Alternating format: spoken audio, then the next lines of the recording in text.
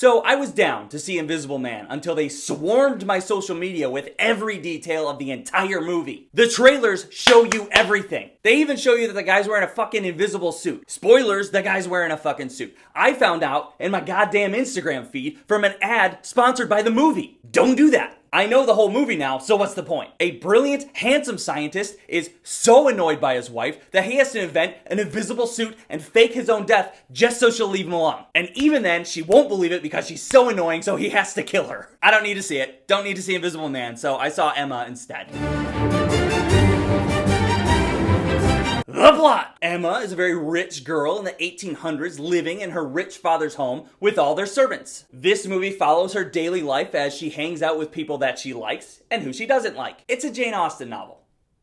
I've never read it. Anya Taylor-Joy! She plays Emma, and Emma is kind of an asshole. She likes playing matchmaker and getting involved in other people's lives, but she doesn't like when other people get involved in her life. Anya was good. She's a good actress. I think she fits in very well with this time period, and she had a pretty decent English accent as well. Bill Nighy. He plays Emma's father. He's a silly old man that never wants Emma to marry because then she'll leave and he doesn't want to be lonely.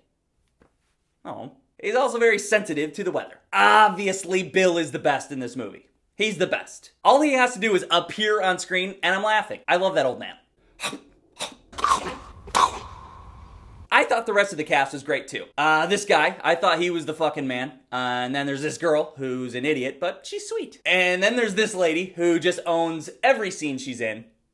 Loved her. Overall. Okay, when I sat down and the theater slowly filled up around me, full theater, I realized I was the only male in the audience. I was the only dude. Very quickly, it clicked in my head that I am not the intended audience for this movie. Clearly, since this movie wasn't made for me, I started paying attention to how the audience reacted to the movie, and they seemed to love it. The best word I can think of to describe this movie is charming. It's a very charming movie. I thought the cinematography was great, and the costumes were very well done. It's a period piece, you know? There's gonna be dress up in costumes and shit like that. It's funny, but I laughed at moments that the audience did not. And the ladies laughed at moments that I just didn't get. Everyone's laughing around me. I'm sitting there like... And Bill Nighy just shows up and I'm like... I'm a stupid idiot head. I swear, this movie is composed of like 800,000 short scenes. But somehow it's all cohesive and it works. The overall story wraps up very well and I thought it was delightful. It's a delightful film. It's just not for me. It's not for me. If you're the intended target audience for this movie, you already know who you are. And if you're like me, a moron that likes to watch superheroes punch stuff, then you could probably wait for this one to watch at home. Rapid fire review. Subscribe!